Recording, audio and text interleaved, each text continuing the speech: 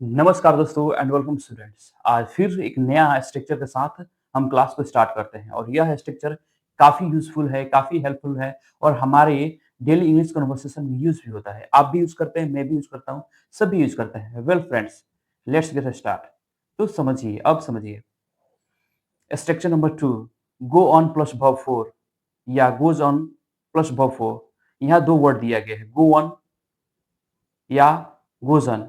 तो पहले इसका डिफरेंट समझिए। गो ऑन का प्रयोग प्लूरल सब्जेक्ट के साथ करेंगे। फॉर एग्जांपल वी के साथ, दे के साथ, राज एंड रवि के साथ, है ना? सब्जेक्ट के लिए करेंगे।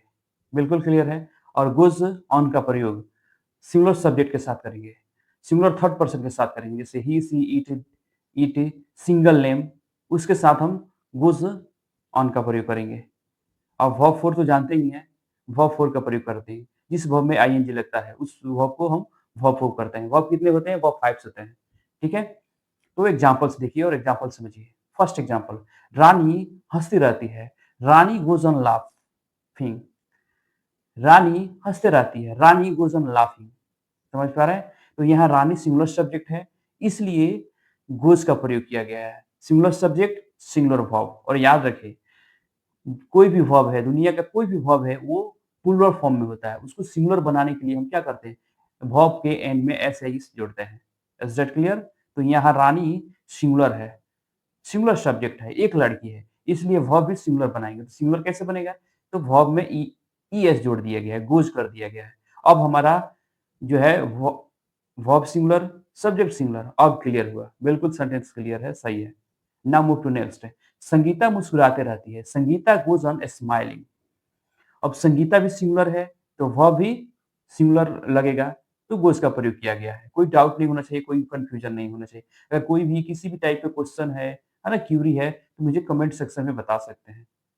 वेल फ्रेंड्स, तो आगे देखिए।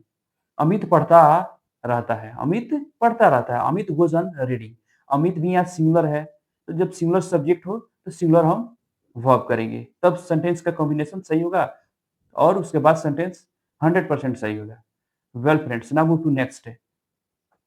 गुड़िया गाती रहती है या गुड़िया रोती रहती है। गुड़िया गोज़ ऑन वीपिंग। गुड़िया गोज़ ऑन वीपिंग। समझ पा रहे हैं? यहाँ भी गुड़िया एक लड़की का नाम है और सिंगुलर है और इसलिए गोज़ का प्रयोग किया गया है। बिल्कुल यहाँ तक क्लियर है। अगर आपको वीडियो यहाँ तक क्लियर लग रहा है, हेल्पफुल लग रहा है, तो वीडियो को लाइक करें, कमेंट करें, शेयर करें और इस चैनल को सब्सक्राइब करें।